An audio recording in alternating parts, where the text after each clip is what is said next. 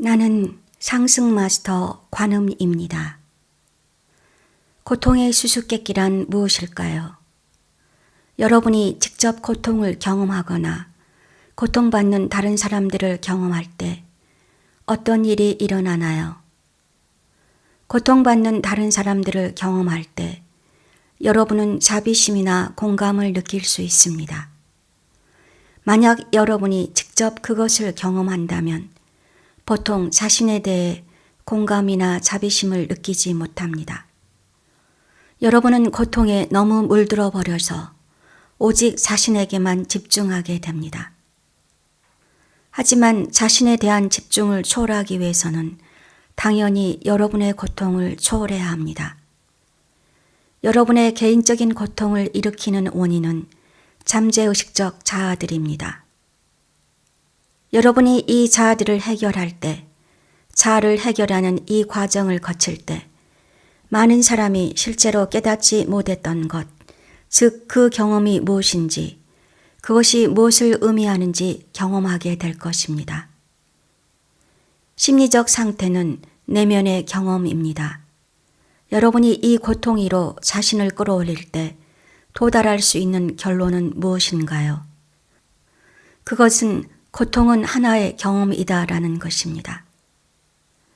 세상에 많은 사람이 이것을 깨닫지 못했습니다.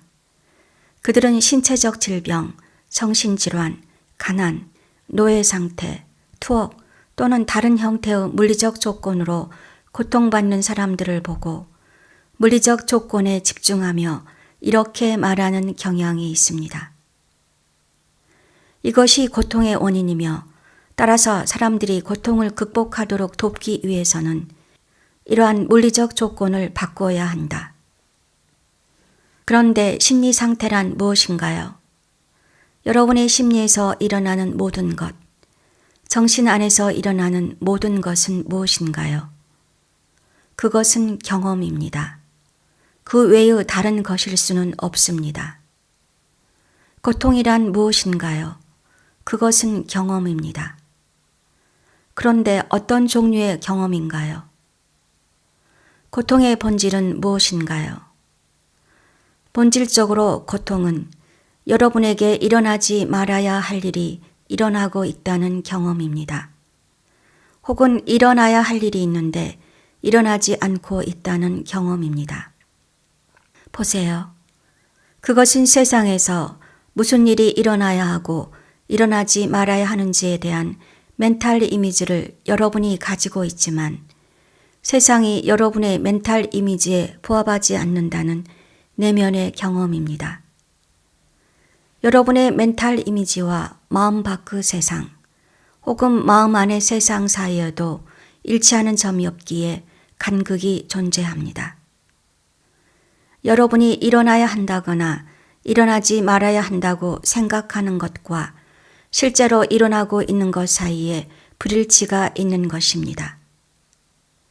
이것이 고통의 외적 형태나 내적 형태, 즉 개별적인 사람의 마음속에서 고통이 어떻게 일어나는지와 상관없이 모든 고통을 일으키는 단순한 심리적 메커니즘입니다.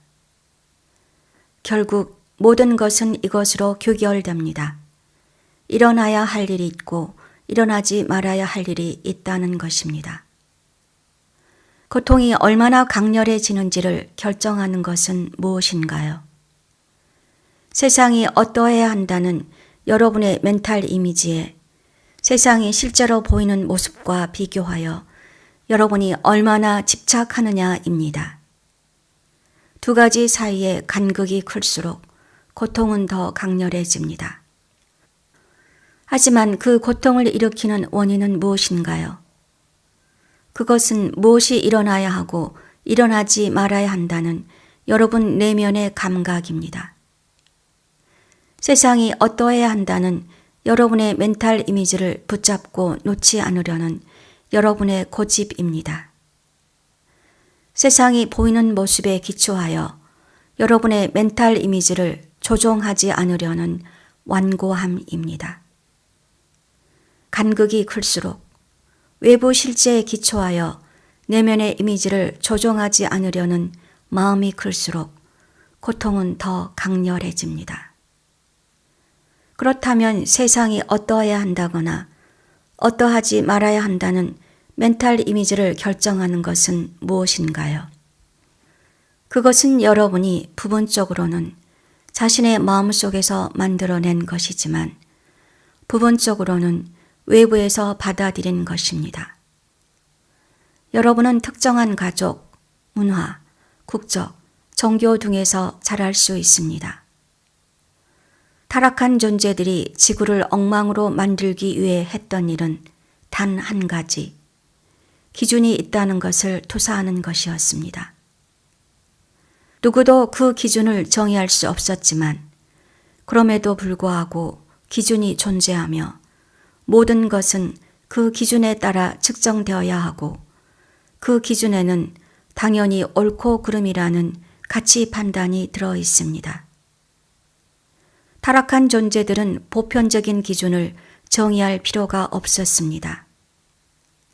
단지 기준이 존재한다는 생각만 투사하면 되었고, 그러면 사람들이 서로 다른 집단에서 개별적인 기준을 정의할 것이기에 항상 충돌하리라는 것을 타락한 존재들은 알았습니다.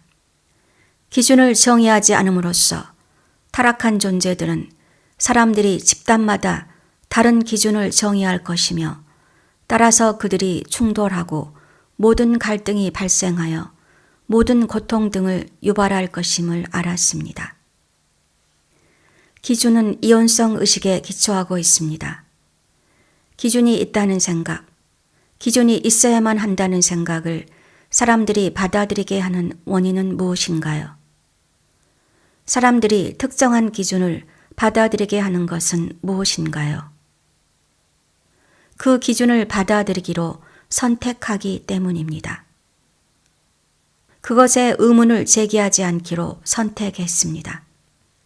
여러분은 하지만 이것을 의식적으로 선택했나요? 그것이 무엇을 수반하는지 알았나요? 라고 물을 수 있습니다. 여기서 우리는 그렇기도 하고 아니기도 하다고 말해야 합니다. 그 선택을 완전히 인식하지 못했을 수도 있습니다. 그 결과에 대해서는 완전히 인식하지 못했을 수 있습니다. 하지만 여전히 당시 가지고 있던 의식 수준에서 선택했습니다. 그 선택이 무엇을 의미하는지, 그 결과가 무엇인지 완전히 인식하지 못했을지라도 그것은 여전히 선택입니다. 이것을 깨닫는 것의 중요성은 매우 간단합니다. 여러분 자신에게 질문을 던져야 하기 때문입니다. 사람들이 일단 고통받는 마음 상태에 빠지면 영원히 그것에 머물도록 운명 지어지는가? 이원성으로 들어가기로 한 선택에 의해 이원적 지옥에서 영원히 고통받도록 운명 지어지는가? 아니면 탈출구가 있는가? 만약 고통이 외부 조건과 외부 원인에 의해 주어진 것이라면 외부 원인을 바꿀 수 없는 한 잠재적으로 탈출구는 없습니다. 하지만 자신이 내린 선택의 결과라면 다른 선택을 함으로써 고통에서 벗어날 잠재력이 있습니다. 그리고 이원성으로 들어가기로 한 선택이 완전히 인식된 선택이 아니었을지라도 더 인식하게 됨으로써 거기서 나오기로 선택할 잠재력은 여전히 존재합니다. 그렇기에 다음을 깨닫는 것이 필수적입니다. 첫째, 고통은 하나의 경험이다. 고통의 원인은 고통받는 사람의 마음 내부에 있다. 둘째, 모든 경험의 시작과 끝은 선택이다. 어떤 경험이든 선택으로 시작되며 더 인식된 선택을 함으로써만 바뀔 수 있다. 만약 고통이 외부 조건에 의해 야기되고 사람들이 그 외부 조건을 바꿀 힘이 없다면 고통에서 벗어날 수 없습니다. 하지만 고통이 개인의 선택에 의해 야기된다면 개인은 다른 선택을 함으로써 고통에서 벗어날 수 있습니다.